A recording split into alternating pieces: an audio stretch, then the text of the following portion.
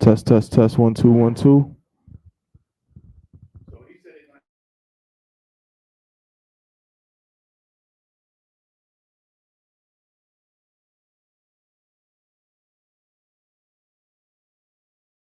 Test 1 2 1 2.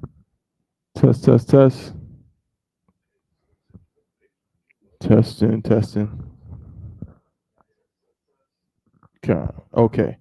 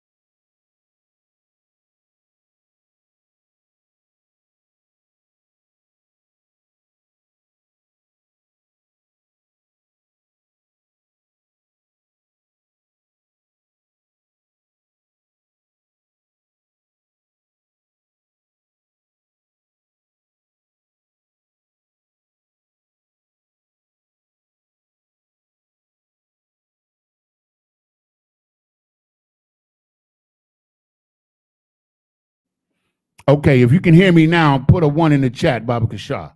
Please. If you can hear me now, put a 1 in the chat. Because Baba One said we was live, but it was muted. Okay. So we had the mic was muted. So can you hear us now? Please let us know. If you can hear us, put a 1 in the chat, please. I need to see those ones.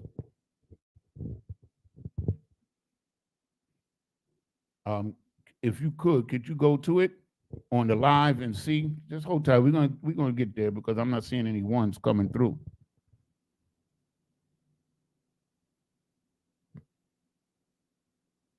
Let me know when you're there.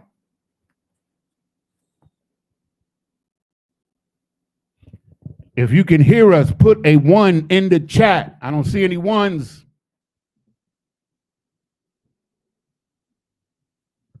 Okay, I see Olivia and Sapayar. Okay. We ain't getting no ones. You see it there? If you can hear us, put a 1. Yeah, you should be able to hear us now because we can hear it on our phone.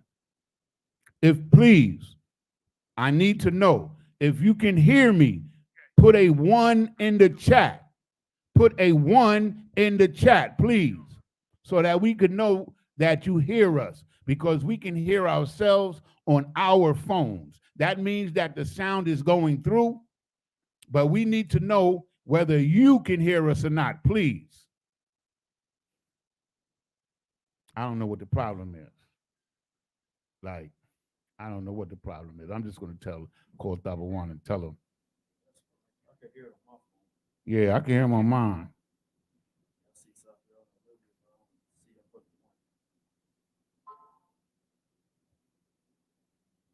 I knew he was going to do that shit. So anyway, I'll talk to that nigga. I'll put it in the chat. Okay, so let me call Thabawan.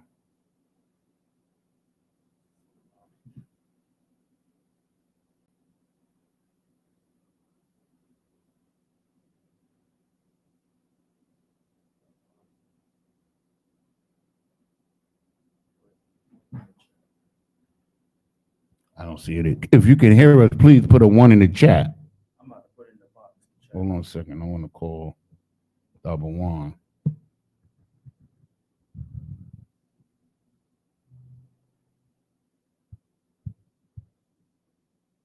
It's crazy.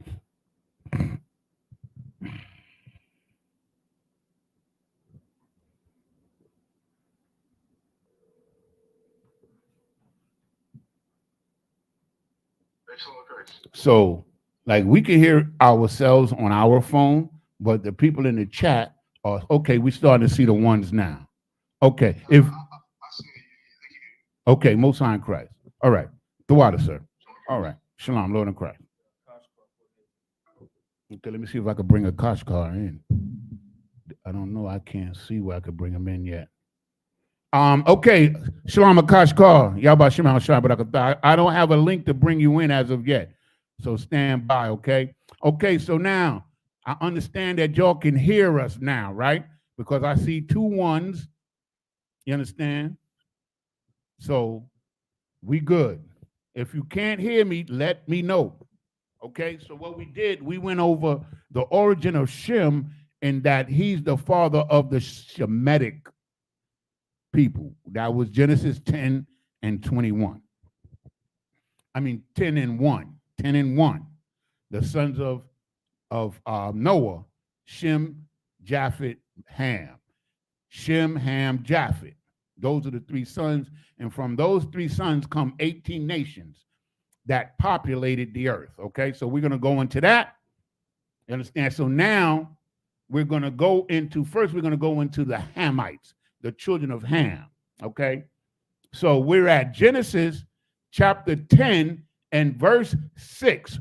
Read that, brother. Khan, this is the book of Genesis chapter 10 and verse 6.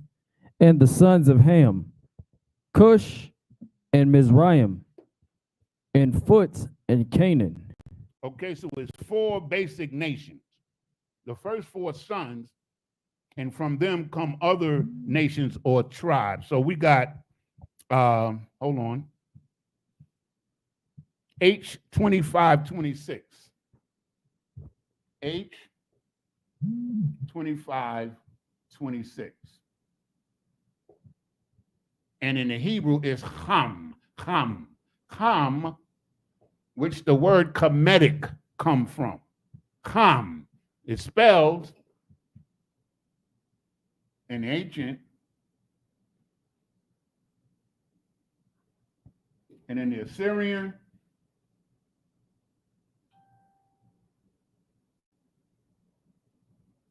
Ham, which simply means hot. Hot. Hot. Now read those four sons again, one at a time. Count out of one kind, sir. And the sons of Ham, Cush. Cush. Cush is like Ethiopia. Ethiopia is Cush. You understand? Read on, the next one. And Mizraim. Mizraim, or in the Hebrew, Matazarium, is what the world knows as Egypt. Matazarium, Mizraim in English, Matazarium in the Hebrew. These are the sons of Ham, or Ham, because in modern Hebrew, the Ha is pronounced as a H. So when we say Hanukkah, they say Hanukkah. You understand? But of course, we're correct, and they are incorrect, because they take the Ha sound and turn it into a H, a Ha sound, which is ridiculous. You don't need two Ha. You have a Ha already. Why are you turning a Ha into a Ha when you already got a letter representing the Ha sound? You understand what I'm saying? Right. Okay, so we got Ham. Ham means hot. Shem or Shum means name or reputation. Okay? Then we're going to go to, damn, I didn't even write it down. Did you want the other two sons? Yeah. Oh, go to Japhet or? Yeah, let's go to Japhet. Okay. Should be the next few verses. After 10, they do Ham, then they do Japhet. I'm sorry, it's my bad. I didn't write that scripture down. Let me get my Bible out so I can be better prepared. Salaki, yo, because I had to put this together at the last minute. And, you know, it's in that same chapter. It's just a couple of verses down. Hold on, let me get it. We're still in Genesis 10 and 1. I mean, Genesis chapter 10. 10, yep. So we got each. Oh, yeah, that's right. You're right. Read the other two sons while I find it. You're right. Kanawakan. And Foots. Put, Put. which is like Sudan, Sheba. Today, what they call Yemen, in that area. Read on in the next one. And Canaan. And Canaan. Now, Canaan was all over the place. Canaan lived, not only did they proceed into Africa, but they lived in the land of what we call Israel. They were the tribes or the nation that was living there when we expelled them by the order of the Most High God. You understand? That's Canaan. But they also went in, they also migrated to South Africa as well. Understand? So that's them. So these are the four basic nations that make up the Hamitic world. Of course, from them came other nations, but these are the four basic nations. You understand? We don't have time to go into every nation. That's why I'm doing it this way.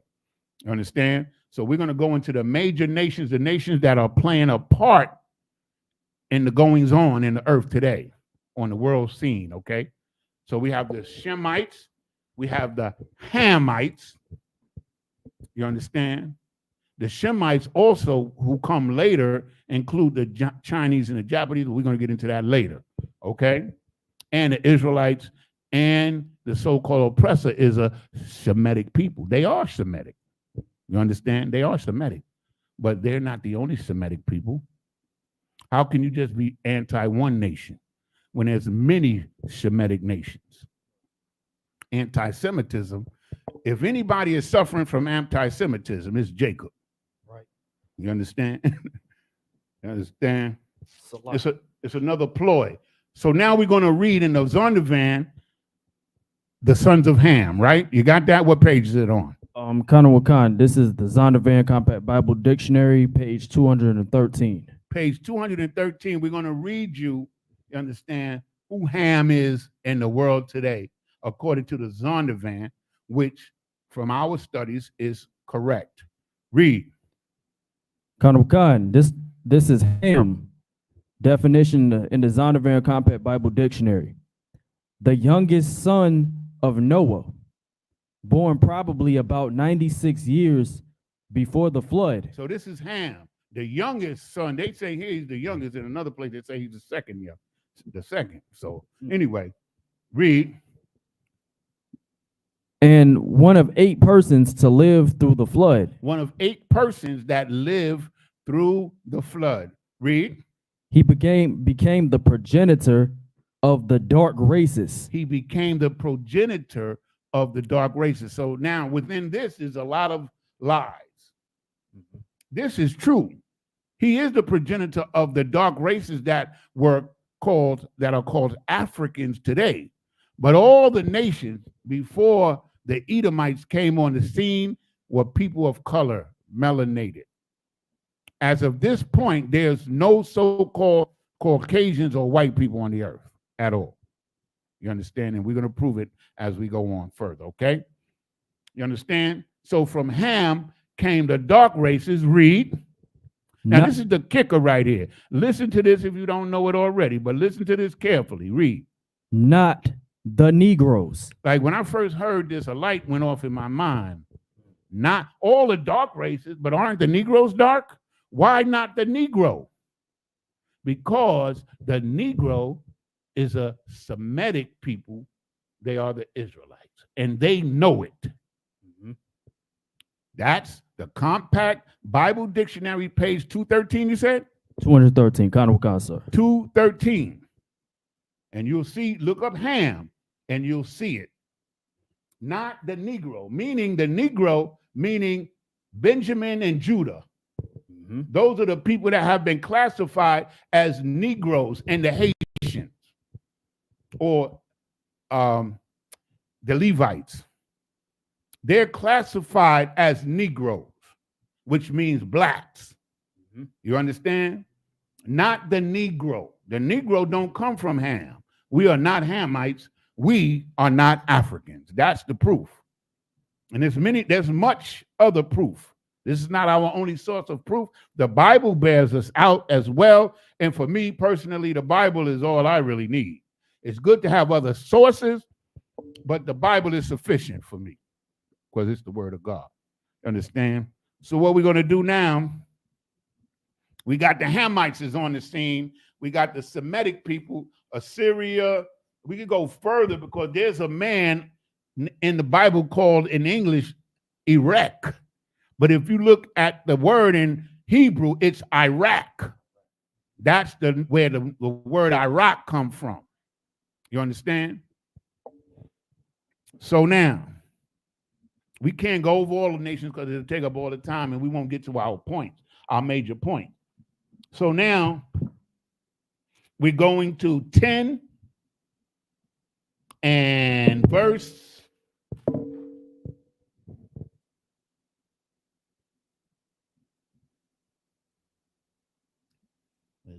Okay, Japhet actually comes before him. Okay, so let's go to verse 2.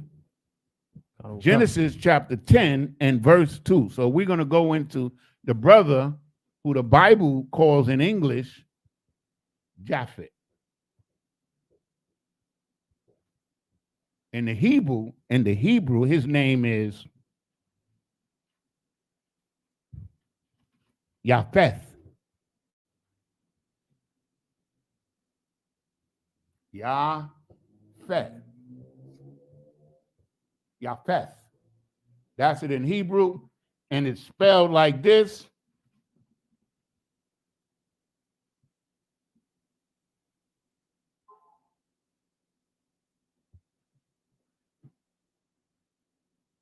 Yah.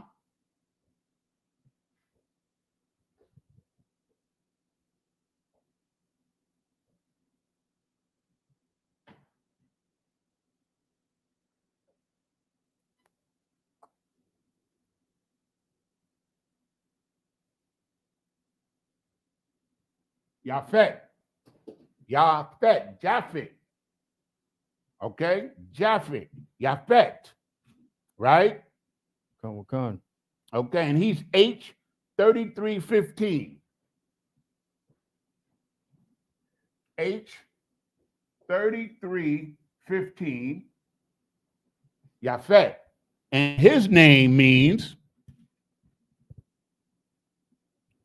opened, or like he cleared the path. He opened. That's what his name means according to the Zondervan. And what we find out is that in these earlier names, when these people are born early in the Bible, they have very simple meanings of their name because they represent something that covers a large field of understanding. He opened something, or he cleared the path for something. Japhet. He originally, according to the scriptures, migrated north into Europe. He's not the European. The European came into, the Edomites came into Europe later and chased them into Asia.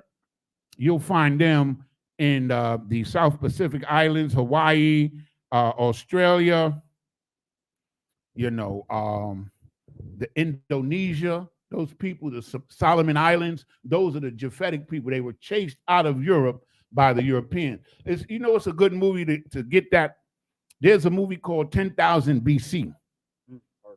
And when you look at that movie, it shows you the Europeans coming and chasing the darker people out of Europe. It's called 10,000 BC. You understand? So this is 33:15. Japhet, you understand? So let's read on. Let's read his sons. Japhet. Because it's something very interesting that, that was brought out and that we have to understand, because the so-called Edomites are called Europeans today, but they're not the originators of Europeans. If you look up a people and you can Google it, called the Grimaldi people in France and in Italy, and these other people, they'll admit to you that those were the original inhabitants of Europe. And even on Ireland, where they call the Twa people or the little people, where the word leprechaun comes from, were the original inhabitants of Ireland. That's where the legend of the wee people, they went over there, and of course they murdered them and took the island from them. You understand? Historically, that's a fact. You understand? So what we're going to see is that the European or the Edomites took over Europe, and as the scripture says, whatever they take over, they name after themselves. We're going to learn some interesting things here tonight, time allow. Okay? So that's Japhet. Read the children of Japhet. Khan. This book of Genesis, chapter 10 and verse 2. The sons of Japheth, Gomer and Magog, and Madai, and Javan, and Tubal, and Meshech, and Tyrus. So now, I want you to pay attention to the word Magog and Meshech, because the Europeans that took over those lands were now called by those names. And what surprised me, which we're going to get to as well, the nation of Gog is not mentioned as a Japhetic people. But when you look up Gog, which we're going to get to, in the Zondervan, his name is Gowag, and he's called a Northern European nation. But it doesn't show who he came after or who he was born from. It doesn't show his line. So we can assume, which is not always a good thing to do, that from Magog came Gog after they took over the European theater, Northern Europe, and chased the Japhites out of Europe into Asia. You understand? This is historical. You know, if you want to do the research, you can find these things out. You understand? It's not hidden from you. It's not like a secret knowledge. You can look it up if you know where to look.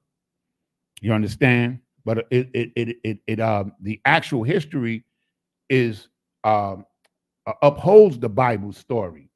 You understand? Because Japhet in the scriptures migrated into what we call Europe today. You understand?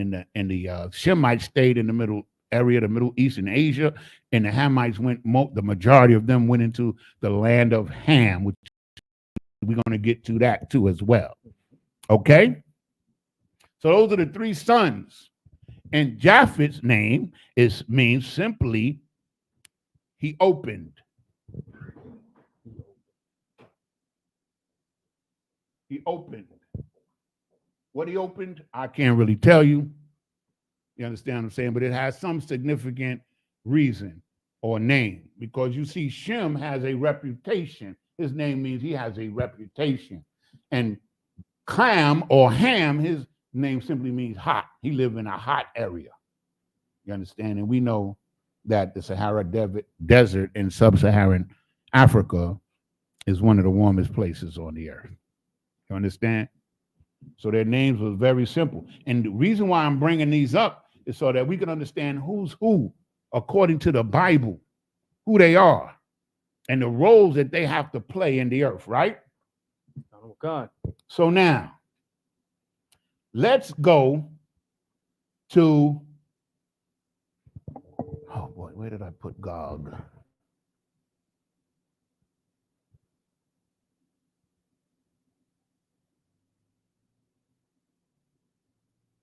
Gog.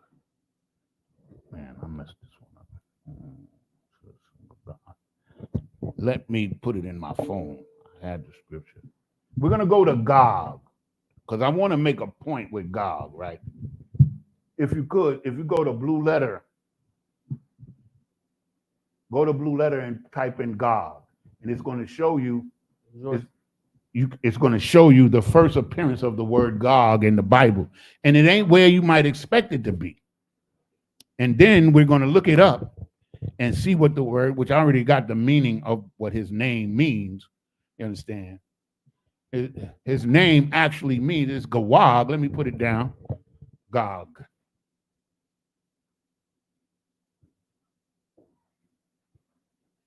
Which is H140, 1463. 1463. You said put in the word Gog? Yeah, G-O-G. And in the Hebrew, it's Gawag. Gawag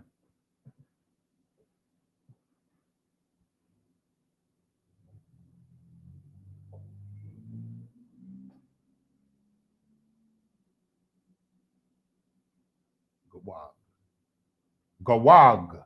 Gawag. Gawag. And in the Assyrian, it would be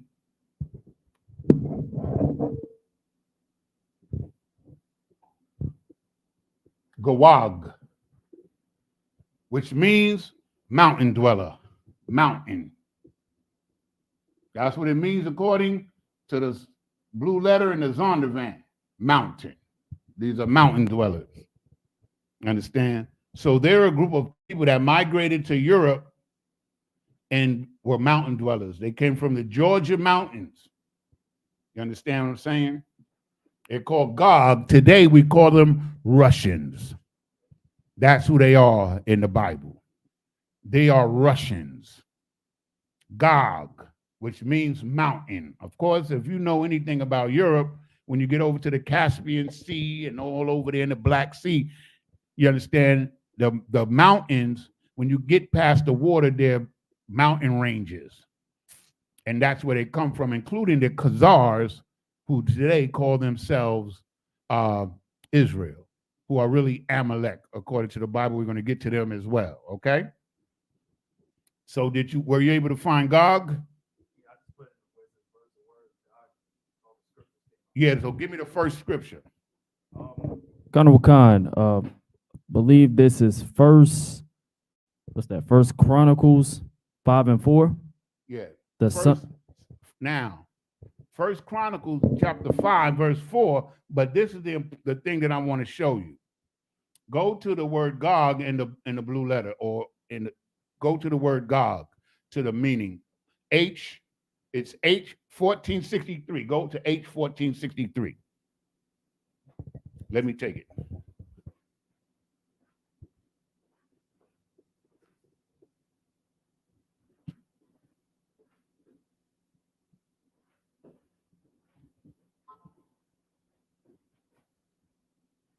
So we're going to go to Gog. This is the book of First Chronicles, chapter 5 and verse 4. We're going to go to where it says Gog, which is H 1463. And this is what it says. Uncertain derivation, meaning that they're not sure exactly where he come from. You understand? Also of some northern nation, Gog, biblical usage, mountain, you understand? The prophetic prince of Rosh, Shoshana, Rosh, Meshech, and Tubai, and Magog. You understand? Meaning that he came after the Europeans had stolen Europe from and chased the Japhites out of Europe. His name literally means mountain or mountain dweller. You understand? That's Gog, mountain, H4. Now this is Russia. So we have the Shemitic people, we have the African people, and now we have Gog, who is a major player on the world stage today, okay? He's a major player. Okay, so that's Gog. So now, let's go to Esau. And we're going to go, Esau is H6215.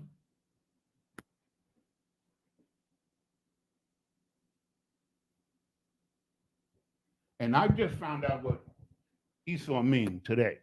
Esau, H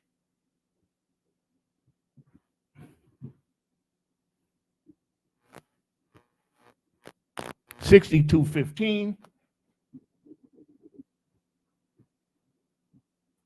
and the way it is pronounced in the Hebrew is I.S.U.P.K.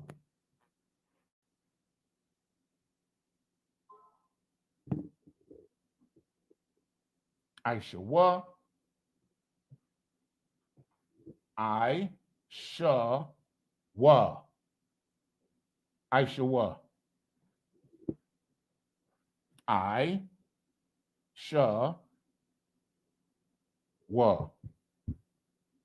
That's Esau. And check out what it means. It simply means hairy. Look it up. I ain't making up none of this. Hairy. This is funny because I'm going to show you something. Hairy. That's Esau. So let's go to Genesis. We're going to start at 25 and 23. Genesis 25 and 23, Baba Kashah. Esau, I.S.U.P.K, hairy, because that's what the name meant, according to the Zondervan. Because in this scripture, it tells you that he was born red and hairy all over. Read that for me, please, Baba Kashah. This is the book of Genesis chapter 25 and verse 23. And the Lord said unto her, 2 nations are in thy womb. So the Lord told Rebekah, 2 nations are in thy womb. 2 nations are in thy womb. 2 nationalities are in thy womb. Read on. And two manner of people shall be separated from thy bowels. And two manner meaning different way of life. They have different mannerisms because they're different nations shall be separated. So meaning once they come out, they're not really brothers. They two different people. You understand?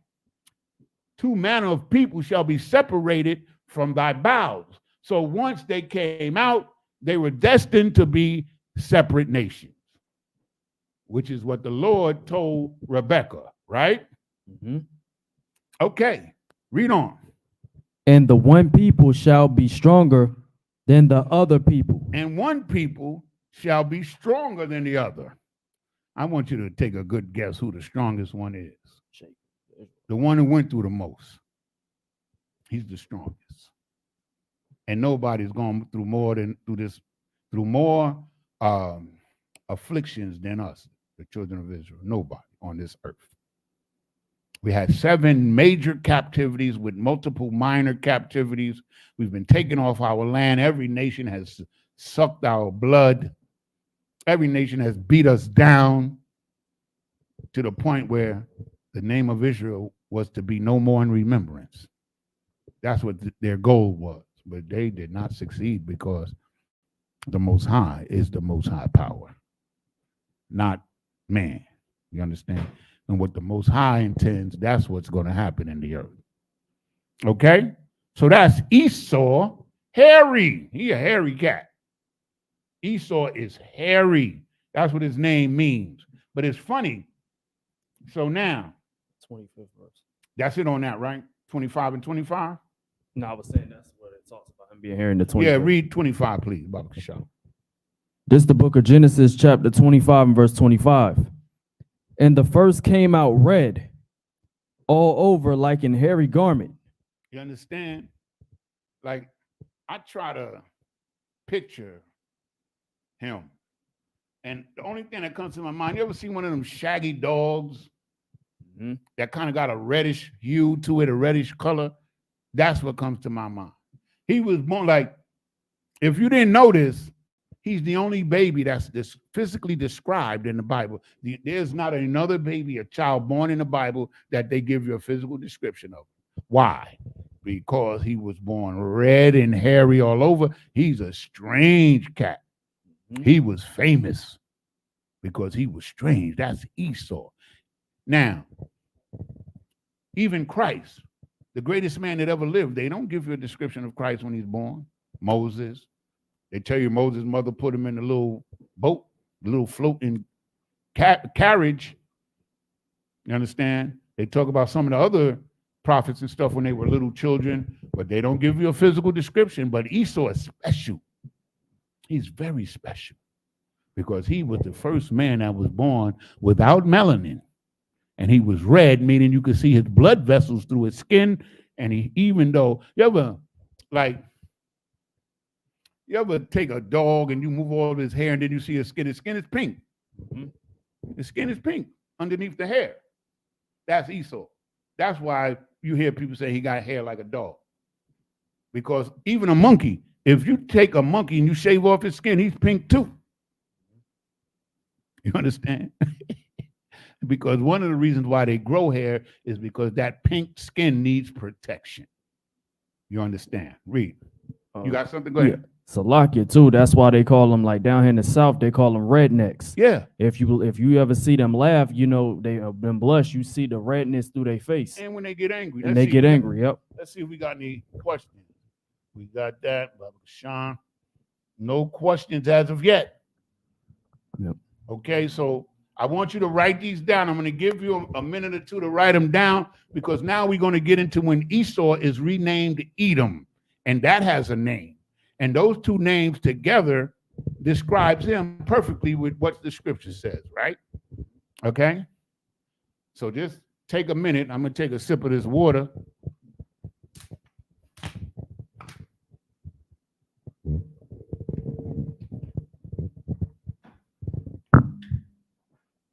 So take a minute if you need to write something on the board.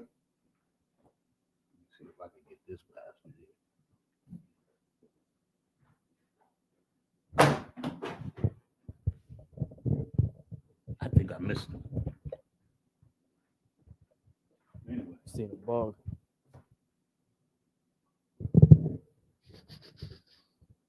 You said you seen a bug? Hmm? You said you saw a bug? It's a big ass fly. Oh. But anyway, okay. So now we're gonna. I hope you have all of these down if necessary, because now I'm gonna erase a couple of them. I'm gonna erase Gog because he's an Edomite too, and so whatever pertains to Edom pertains to him as well. Okay. So we're gonna put up the word where Edom. Go to Genesis 36:1. Edom. Edom is H123.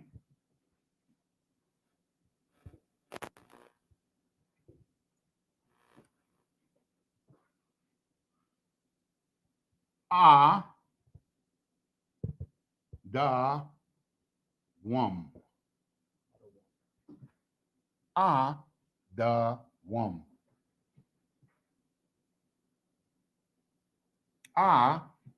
Da Wum.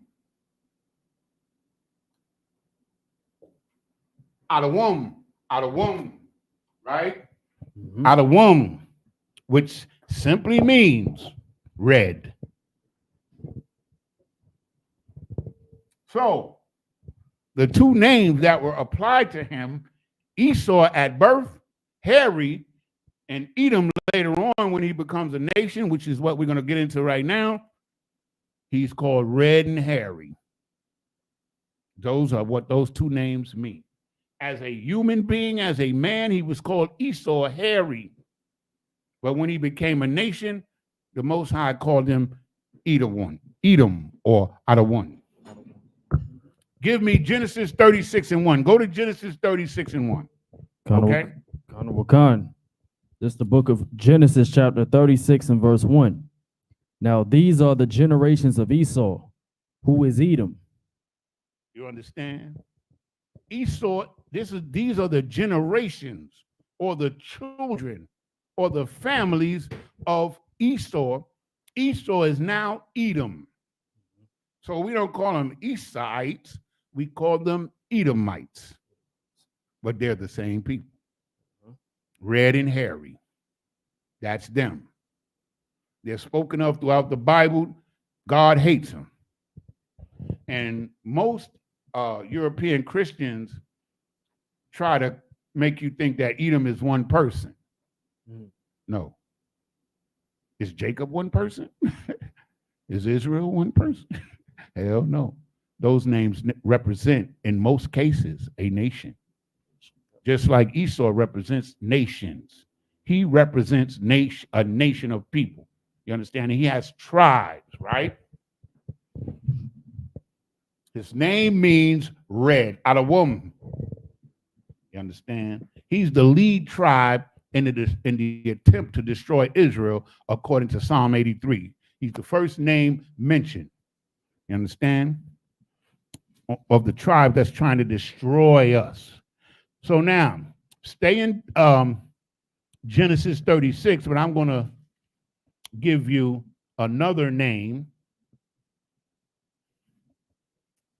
Salakia, for these guys. So I want you to go to verse 8. Read verse 8, Genesis 36 and 8. Khan. This is the book of Genesis, chapter 36 and verse 8. Thus dwelt Esau in Mount Seir. Esau is Edom. There it is again. So he went up to live in the mountains, you understand? And now the nation is called Edom. Edomites. You understand? Now, it goes into, him getting married and having wives and children, right? I want you to go to verse 12, because we're going to get the next evil bastard. We're going to get the next evil bastard and show that he's an Edomite. You understand? He is not a Shemite. He's an Edomite or European. And we're going to prove it here today. His name, this is his birth. In Genesis 36:12, his name is Amalek, the Amalekites. Amalek, which is H6002.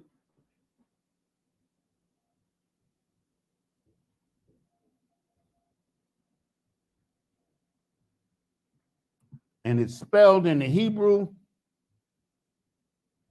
It sounds like this. Amalek. Amalek. And Amalek.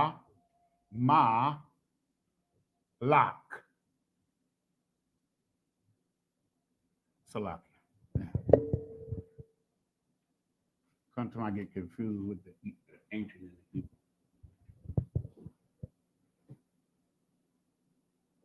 Amalek.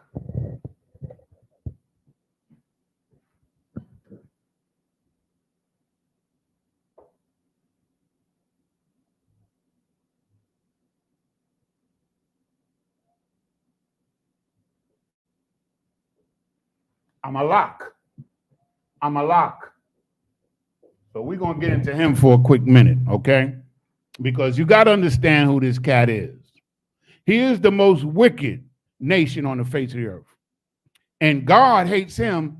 Out of all the tribes of Esau, he hates them the most. And I'm going to give you some scriptures to verify what I am saying, okay? His name means valley dweller. He lives in the valley. That's what his name means. You go to H60 and 6002, and you'll see this definition. He's a valley dweller. So he meaning that he lives between two mountain ranges. That's Amalek, right? Amalek. You understand? So now, you got that? I need what I need. 36:12, right? Yeah, read that first. You understand? Read Genesis chapter 36 and verse 12, because he comes from the line of Edomites. He's an Edomite. He's a European. He is not an Asiatic people. He is not Semitic at all. He is not. No, he is Semitic. Salakia. He is Semitic. I'm sorry. He is a Semitic people. You understand? But he's not the only Semitic people. Excuse that. Make sure you get that right. He is Semitic. I just say that because out of accident, because I don't want to be related to him in no kind of way in actuality. You understand? But he is a Semitic people. But he's not an Israelite. You understand? He comes from the nation of Edom. He's one of the sons of Edom. Read. This is the book of Genesis, chapter 36 and verse 12. And Timnah was concubine to Eliphaz, Esau's son. So there's a cat named Eliphaz who's Esau's son. So Esau has a son named Eliphaz. Read. And she bare to Eliphaz Amalek. And so Amalek is the grandson of Esau. He's of that bloodline. He's the grandson of Esau. He's Amalek. Amalek, which simply means valley. He dwells in the valley. Look it up. That's why I give you these numbers. You go to the Zondervan on the blue letter, you put in H6002, and that definition is going to be there. Trust and believe. Okay? That's Amalek. So now let's get we're going to get the relationship between Amalek and God. Okay? Because Amalek is the most wicked, cowardly, and his actions today. Give me Deuteronomy 25 and 17 first. Give me that first. You understand? Because we got to understand the character. And once you hear this character of this bastard, you'll see it playing out right before your eyes on this very day. Watch and listen to this. Read. This is the book of Deuteronomy, chapter 25 and verse 17.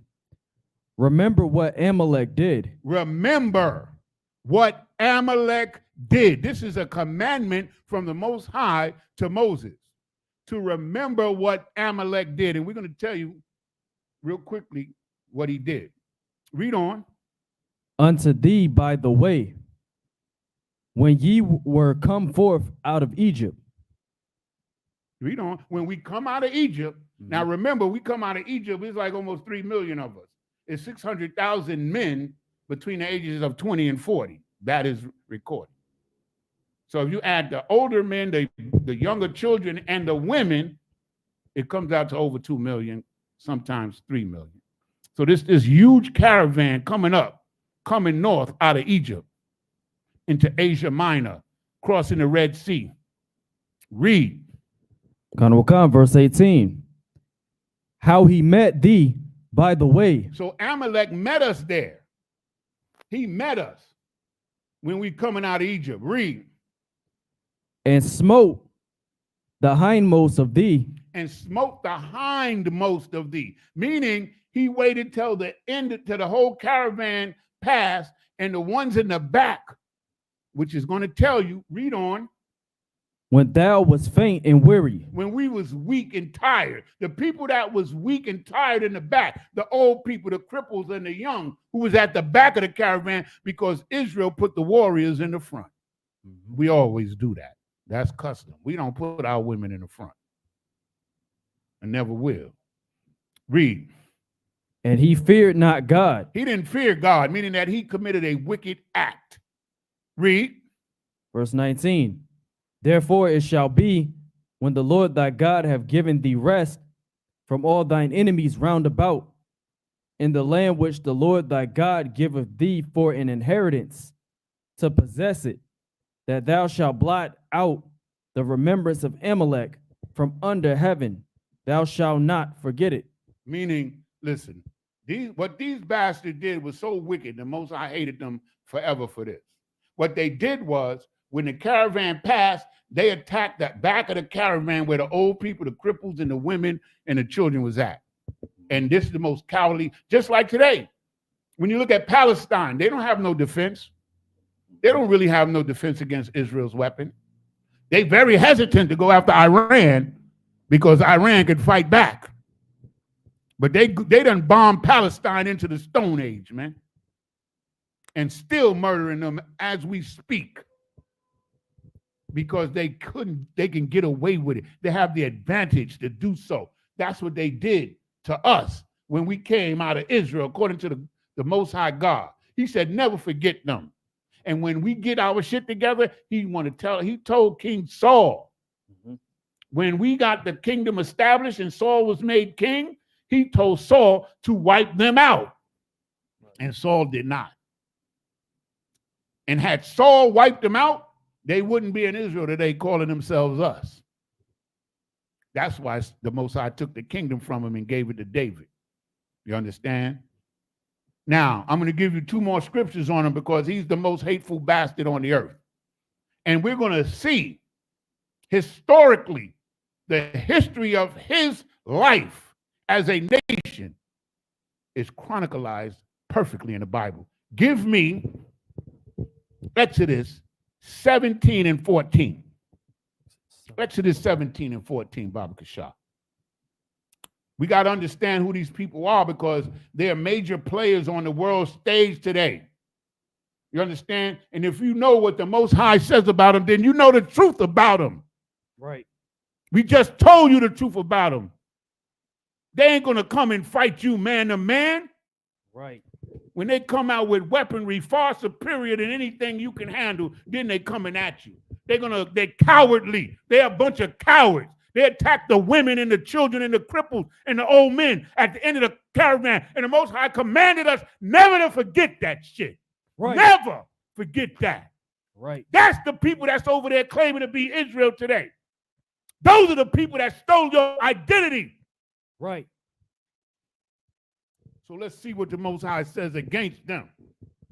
Read. It's the book of Exodus, chapter 17 and verse 14. And the Lord said unto Moses, write this for a memorial in a book. Write this down. Don't forget it. Write it down. Read. And rehearse it. And rehearse it. Meaning don't forget it. When you rehearse something, you're never going to forget it. Meaning pass it down from generation to generation. What I'm about to tell you. Read. And rehearse it in the ears of Joshua. And tell Joshua, because Joshua is going to take Moses' place. So Joshua is going to be responsible to carry out this order, understand, if he's given the opportunity, which he was not. You understand? King Saul was given the opportunity later on. You understand? Read on, read verse, what was that? That was what? 17 and 14. That was 13 and 14? 17 and 14. Okay, 17, 14. Read, go to 16 for time's sake. Khan. This is the book of Exodus, chapter 17 and verse 16. Listen to this, y'all. For he said, because the Lord hath sworn that the Lord will have war with Amalek from generation to generation. Meaning that Amalek is going to be fighting wars in every generation. And I promise you, if you read the book called The 13th Tribe, and if you look at his history, he's been at war all the time.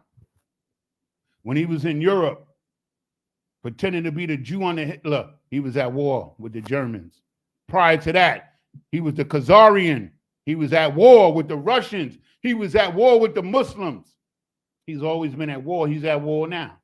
Anybody, if you're old enough to remember in modern history, there's not a day that has gone by that he was not at war. Not a day. You understand? So the Most High is going to be at war with him, meaning that he's going to be fighting wars all the time in his history, even until this day. Because he didn't hate blood.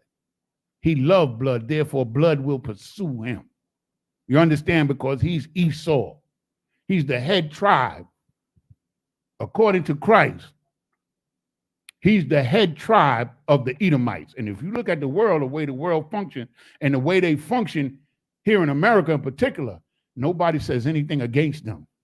They control the banks, they control Hollywood, they control the music industry, the shipping industry, they control all of that. Diamond District, Wall Street, they control all of that. I ain't making it up. Because Christ called them the synagogue of Satan, the chief house of Satan, or the Edomite, the chief tribe of Edom. You understand? Nobody messes with them. Hitler tried. You see what happened? You see that anybody, what's this girl's name, the black sister? The politician? No, the blog girl, what's her name? She said that they weren't the real Jews. Candace Owens? Candace Owens. You see, they Candace going Owens. after her. I told you, when she said it, when she got on her blog and said that they were not the Jews, and she brought out Revelations 3 and 9 and quoted it to that rabbi who she was interviewing, I said, man, they're going to go after her. And lo and behold, check out what's going on with her. Candace Owens. They're going to shut her down. Because that's what they do. Because it's going to be one little black woman she's intelligent, but she's dumb as hell against them. And I'm going to tell you who's going to win. You understand? Unless the Most High have mercy on her and she come to this truth and get under the protection. But Candace Owens is about to go through some stuff. She better have a clear record, a clean way of living too. You understand? Because they're going after her.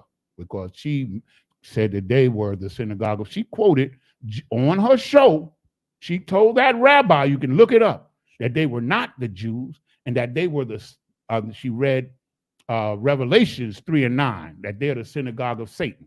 Yep. Sure did. And she's been going through hell ever since. You understand? Because these are the people, you understand? Give me Romans 9 and 13. They're one of the nations of Esau. In the 83rd Psalm, it tells you, it says Edom, the tabernacles of Edom, and then it mentions Amalek. Why does it mention the nation of Esau, and then Amalek again, because Amalek is prominent. He's very prominent in our destruction. The scripture said that when he saw the other nations coming after us, he joined with them against us. He hates us, man. He hates us the most. You understand what I'm saying? Because he believes that he's supposed to have the birthright. That's what this is all about. But he does not. You understand? Give me Romans 9 and 13. Khan, this is the book of Romans chapter 9 and verse 13. As it is written. As it is written, meaning that it was written in the Old Testament in the book of Malachi, chapter 1, verses 2 and 3. Read. Jacob have I loved. Jacob have I loved. I love them, Jacob. They're just dumb as hell. Jacob is stupid as hell. But I love them. They like the son that's really smart, but just does dumb shit. That's us. We're Jacob. We're really smart. We're intelligent. We have the Spirit of God in us. But we do dumb shit. And the Most High got tired of us, man. And he put us under these people, man. Read on. But Esau have I hated. But Esau have I hated, man. He hate Esau, man. Now, if somebody asks you, because I saw Commander General YAHANNA handle this with such skill. They asked Commander General YAHANNA a million times, do you hate white people? Commander General YAHANNA simply said, God hates them. That's right. That's all you got to say. You don't have to say, I hate them. Now, when I'm talking to the brothers, I say whatever I want. Mm-hmm. But if somebody in the public asks me, do I hate Edomites or white people, I'm going to say God hates them. And then I'm going to the scriptures. You understand? And they can take it up with God. You understand? Because I'm just one little man. I can't do nothing. You understand? So this is a people that God says he's going to cause them to be at war all their life, all the time. That's what we just read in Exodus 17. And here we read that the Most High hates them. You understand? Amalek, dweller in a valley, H6002. Give me Revelation 3 and 9. I want to read 2 and 9 and 3 and 9 before we go on to the next nation. And then we're going to do a little summation. We're going to sum it up what the whole point of this class was about, if you don't know already. If you have any questions, please. I'm checking the chat right now. Yeah, give me 2 and 9 first. This is Revelation 2 and 9. Okay. So, let me see. Okay. Revelation 2 and 9. Khan. This is the book of Revelation, chapter 2 and verse 9. Now, this is Christ speaking here. Khan. It's in red, is it not? Khan, sir. Read. This is the book of Revelation, chapter 2 and verse 9. I know thy works and tribulation. I know thy works. What you do is your works. Mm-hmm. I know that what you're going through. I know thy works, and tribulation is troubles. I know, he's talking to us. I know that you're going through it. I know it. I know you're going through it. Read on. And poverty. And poverty. Are the Amalekites in poverty? Hell no. They get whatever they want. But we're in poverty. Mm-hmm. I know thy poverty and... But thou art rich. But thou art rich. Meaning, just who we are is rich. We're rich in culture, talented. We're the most talented inventors in the history of the world. You understand what I'm saying? We're rich in everything because we're God's chosen people. He chose the best nation on earth. That's what they don't want you to know. They don't want to tell you that. They want you to think that you're a nigger and you're the low life and you're a spick and you're a savage. And they portray you in the earth as the worst and try to portray themselves as the best. But let's see what Christ said. Hell with what they say. Let's see what Christ says about them. Read. And I know the blasphemy of them I know the blasphemy of them. Blasphemy is a hateful act or saying against the Most High God. That's what blasphemy is. Blasphemy, read. of them which say they are Jews. Of the people that say they are Jews. They say they Jews. They tell the world that they're the Jews. They're the chosen. Read. And are not. And are not. They are not. But let's get a little bit more information as to who they really are. Read. But are the synagogue of Satan. Now, the word synagogue simply means the chief house or the house of authority. They are the synagogue of the devil. They're the chief house of the devils, man. Any more on that? La, sir. Go to 3 and 9. They are the synagogue of Satan, the chief house, the chief devils. That's what they are. Okay? And I'm sorry. You know, I get it all out because I see what they've done, man. I've seen what they've done over 66 years to our people. I've seen it. Understand? And then we read about it, that they was doing it before any of us was even thought of. They was doing it. They was attacking the end of our canopy. They sided with every nation against us, man, which they still doing. They Edomites pretending to be us, man. Read. This is the book of Revelation, chapter 3 and verse 9. Behold, I will make them of the synagogue of Satan. I will make them of the chief house of Satan, of the Edomites. Read.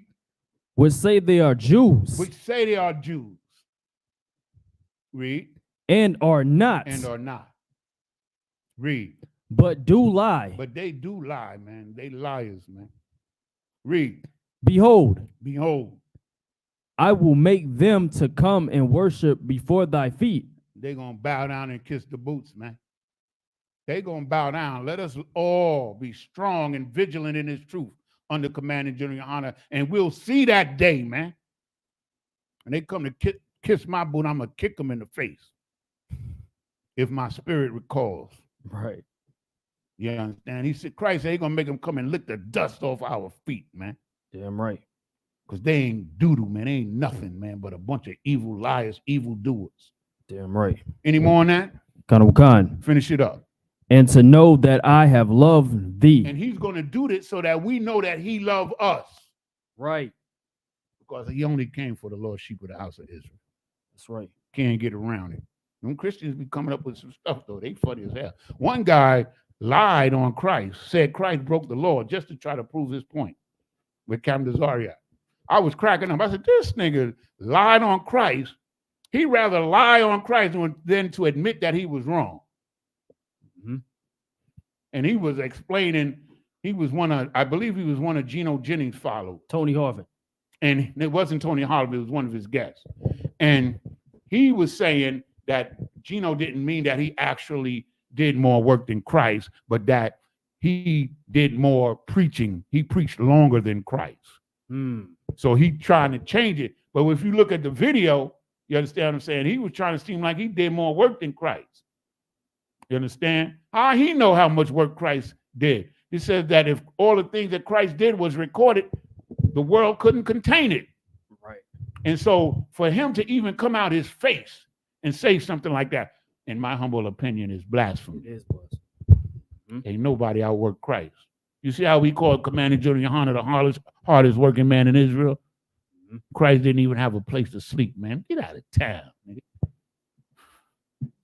He was working all the time, man. He didn't have no days off. When Christ had a day off, he went into the desert a couple of times and chilled, and he was fasting then. When he had a day off, he didn't even have a hole to lay his head in, man. And you're going to have the nerve to say you've done more work than him? I ain't spending no more time on him. So now, let's get another one. We're running out of time, but I'm going to get a couple of more in, and then we're going to do Philistine. Philistine. Because Philistine, that's what we call today Palestine. You understand? Philistine. Palashah. Palashah.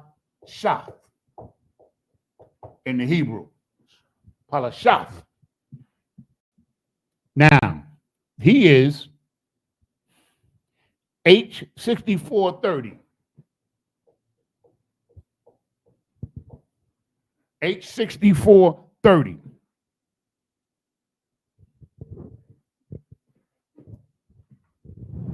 Ha, la, shath.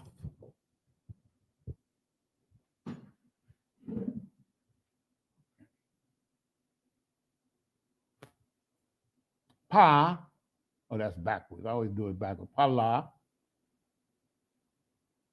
shath.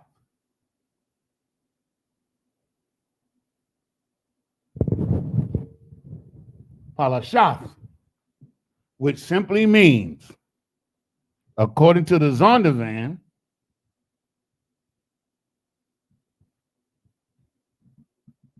it means something like of unknown origin.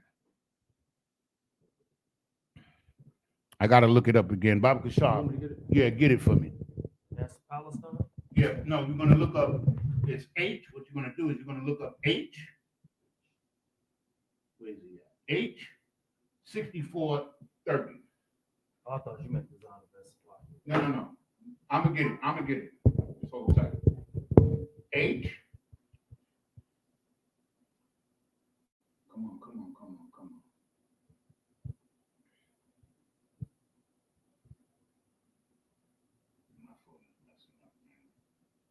Okay, here we go. H 6430. H 6430. Let's go. Parashathia. Strong's Info. An inhabitant of Pelisheth, an inhabitant of Palestine. Hold on. Biblical use, immigrants. Their name means immigrants. Palashat. Now,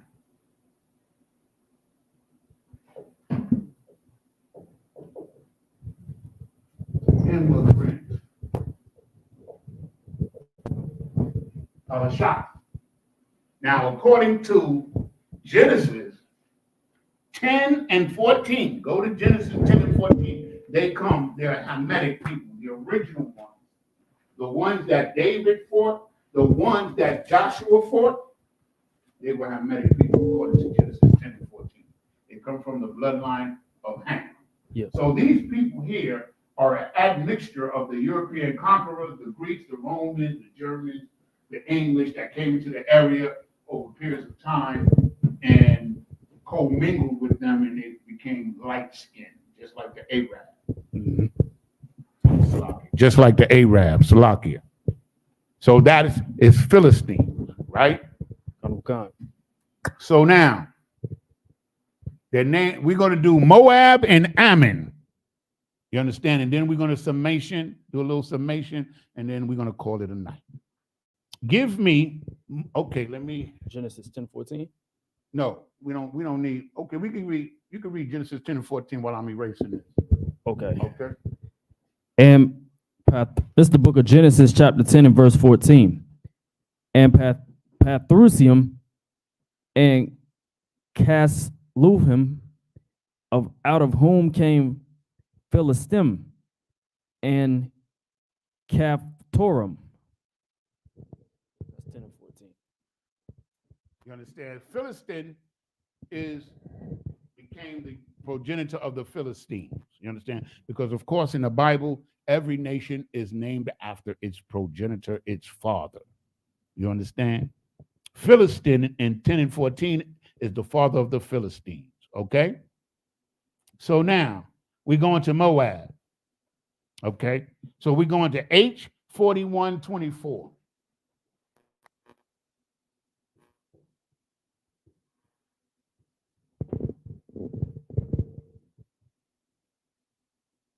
Moab.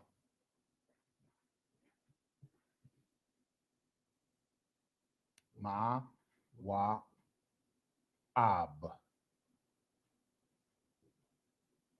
Mawa'ab, Moab, Mawa'ab.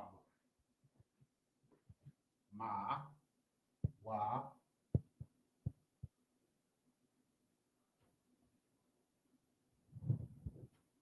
Mawa'ab. Today they're called Chinese people. And what does their name mean? This is heavy. Check out what his name means. That's H. You can always look these up. 41 and 24. Mawa'aba, of his mother's father, meaning he's a child of incest. That's what it means. It says of her, his mother's father. Look it up. Of his mother's father. So, Lucky, sir, is that why the Chinese, their eyes look the way they Yeah, do? there's a scripture, I can't recall it, where he puts a mark on them. Mm-hmm. And that mark is that they have the slanted eye, like you ever see the Down syndrome people? Right. I ain't making none of this up. It's in the Bible. Of his mother's father, meaning he's a child of incest. Because as we know, in Genesis 19 and 37, I believe it is, the eldest daughter got Lot drunk and slept with him. She got pregnant and she had Moab. Then the next night, the younger daughter got him drunk, slept with him, and she bore Ammon. The Ammonites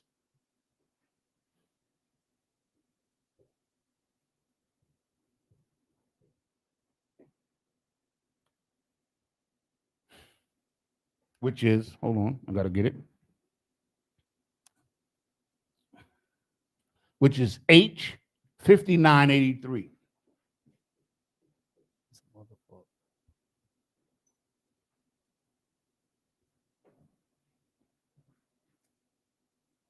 I'm a one. I ma one.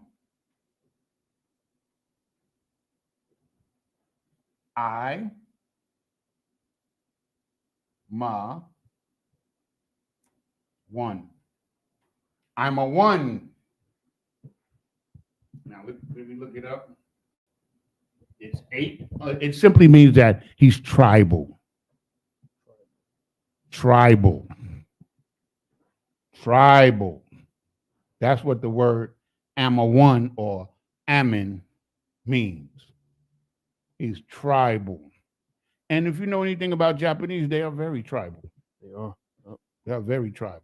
You know, if you go back to the wars that they had back in the day, before the Edomites came and pretended to be the last samurai, you understand, they would have a lot of tribal warfare over there. And they united to fight off the Edomites who had came in to destroy their culture. Okay? So these are the nations, right? Now, what's the importance of this knowledge? To identify the nations. Because all of these nations that we went over today are the main players on the world stage. Taiwan, North and South Korea. North and South Korea is an admixture of Ammon and Moab.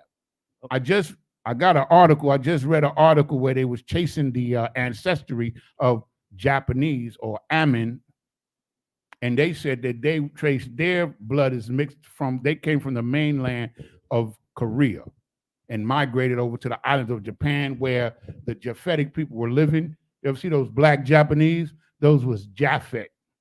Like the Hawaiians, kind of like. Yeah, and the Solomon Islands and Fiji and what's those other islands? Indonesia, Maui, and all those places.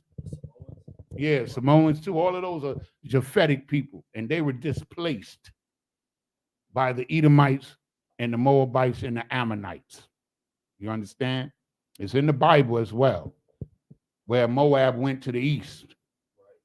You understand? So these nations are prominent in what's going on in the earth, because when World War III comes, these nations are going to side. They're going to pick sides. They're going to be either with the Like in World War II, you had the axis, AXIS, the axis of power, which was the European. It was Germany, Italy, and a few other smaller states. France too? No, the French was really allies to America and France and Britain, but the Germans ran through France like if it was milk, man. They ran through them like a hot knife in butter. And then they went and bombed England, and then that spurred the United States to come in to help because they didn't want the Germans to take over Europe in its entirety. You understand? So these people, there's a scripture we brought out a week or so ago. It says, woe unto him who increases that which is not his. Meaning he's always taking somebody else's shit. He always taking from others. You understand? And that's him. You understand? Because the characteristics identifies nations, man. Understand? So all of these nations are the ones that are going to be at the forefront of what we call World War II. All of these nations that we brought out. Palestine, that's the location. Southern Israel, that's where the valley of Jehoshaphat is. The valley of decision is in southern Asia. In southern Israel. If you read up, Jehoshaphat was the great grandson of King David, who was a king of himself. And what happened was that all the nations of the earth ganged up on Israel. And he prayed unto the Lord. And of course, the Lord delivered him. He was a great brother. Like, I think, to me, reading about the brother Jehoshaphat, Yahweh, he is one of the most underrated persons in the Bible that nobody ever talks about. But I did a class on him. I'm going to bring that class back out. Read about Jehoshaphat. He's a bad dude. He was wise. He was the great-grandson, if I'm not wrong, he was either the grandson or the great-grandson of King David. You understand? I think he was the great-grandson of King David, the grandson of King Solomon. And he was a bad dude. Like, he was ready to fight, like David.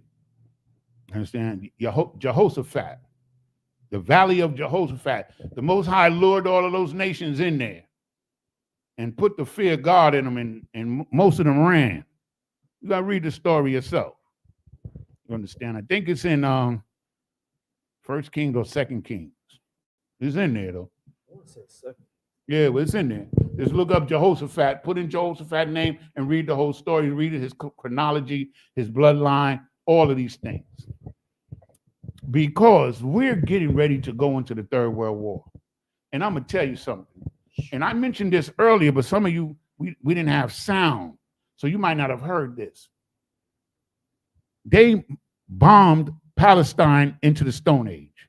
And the other day, they killed the leader of Hamas. So they accomplished all the objectives that they said they were going to do when the war first started a little over a year ago. But Netanyahu said no. Biden sent him a letter and made a public statement today. Kamala Harris made a public statement. Now's the time to sue for peace. Netanyahu said, no, I ain't finished yet. And look at it, just watch the news.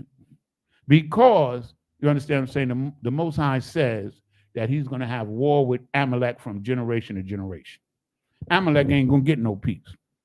He's bullying them Palestinians because he done destroyed all their weaponry. They can't even put up a fight now. They going in there raping their women, killing their children. They ain't doing nothing to them. But they very cautious because Iran has one of the largest armies on earth. You might not know that. But if Iran was weak, they would already, how it's been more than a week now, right? Since Iran attacked them, right? They ain't done nothing yet.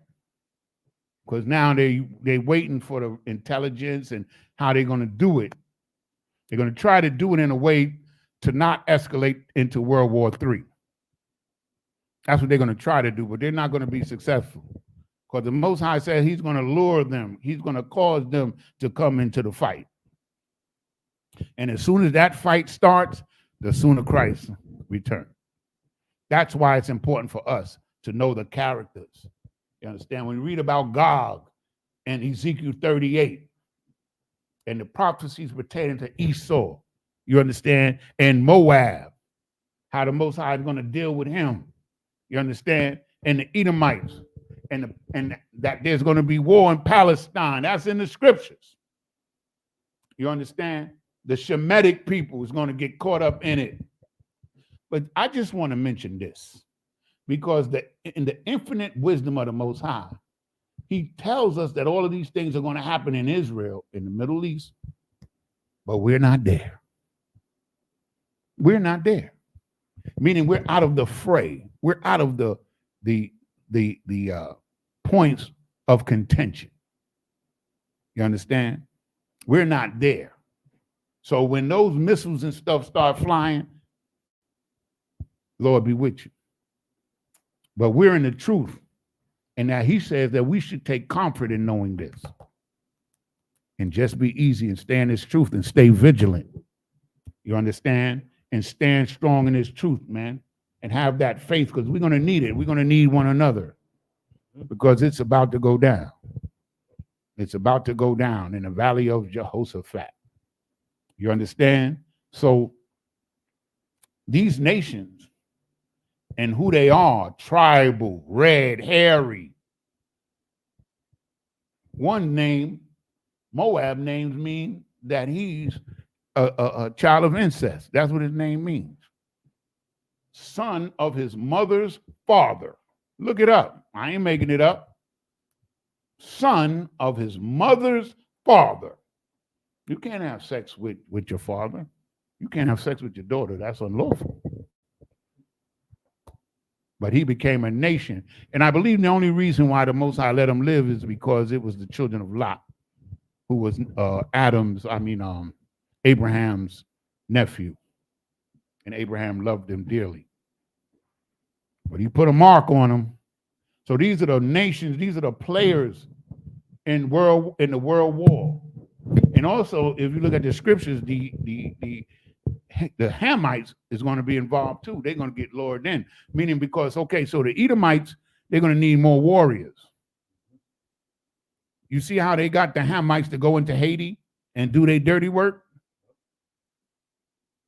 You understand what I'm saying? So they promised them Hamites some economic opportunities and some money.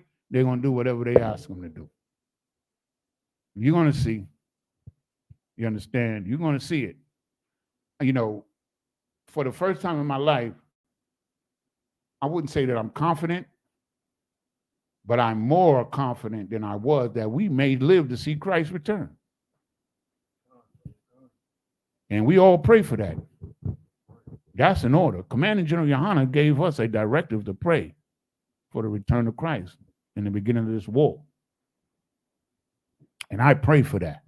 You understand what I'm saying? Because we know that the word of the Most High is true. It's not something that we should jump up and down and be clapping and happy about. But on the other side of it, we're going to be happy. When we see these nations fall, all of these wicked nations bite the dust. You understand? Okay, so we got, what, 4 or 5 more minutes? Do I got any more nations? We did Gog, we did Esau, Amalek. Philistine, Moab, Ammon. Okay, so we covered all of the things. I didn't know that I would have. We've covered all of the things that I put on my little quickly made up class, but I hope and I pray that this class help enlighten you and that you wrote down these notes and that you can identify these nations and find the scriptures that show how they're going to be involved in it, especially Russia. The key thing to watch out for is when Russia and Iran join the fight in the Middle East. That's in the book of Ezekiel chapter 38 and 39. Just read it. Gog and Persia. Persia is Iran. Are going to come against my land, which is the land of Israel. You understand? And that's what we're about to see. And that's what we're praying for. You understand what I'm saying? Because when Christ comes back, Christ is going to do mop-up duty. He's going to disarm these nations. You understand what I'm saying? And then the fear of God is going to be upon them, man. And terror is going to come up. What it say? Terror is going to come from them from beneath. You understand? And we thank the Most High in Christ for this truth and for the understanding under Commanding General YAHANNA that we were able to get the understanding of the truth and watch it play out, man. This is better than any movie I ever seen. And I'd be watching 4 or 5 different news channels, trying not to miss nothing. You understand?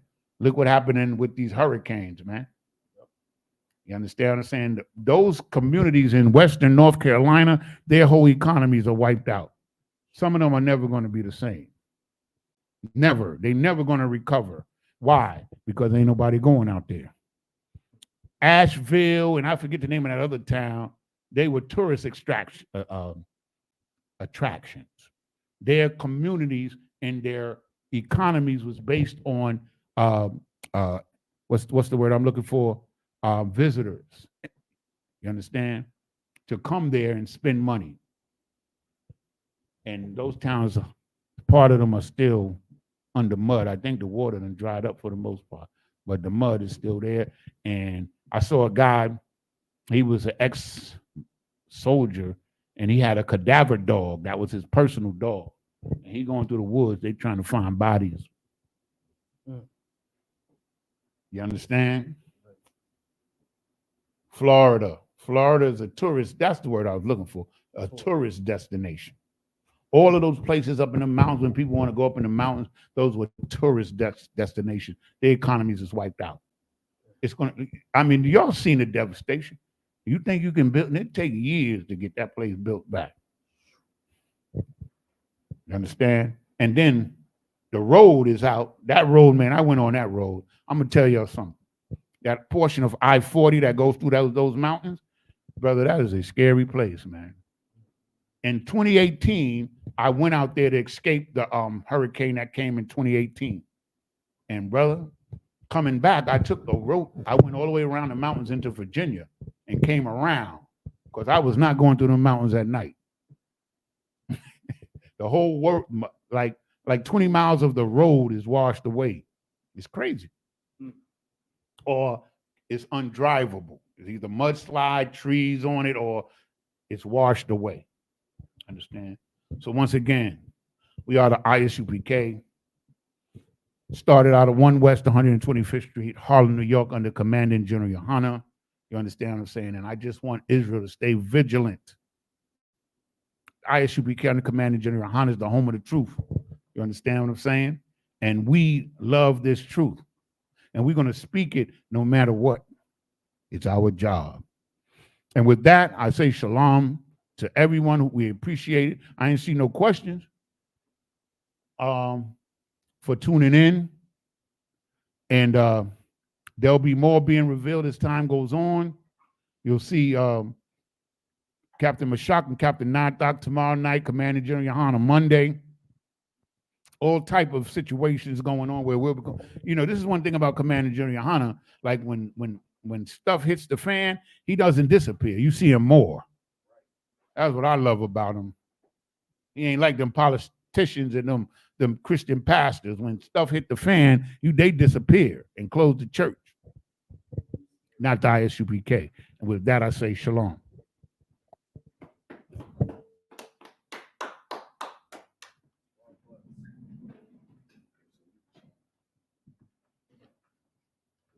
Got all the men tonight. Yeah, we got them all in.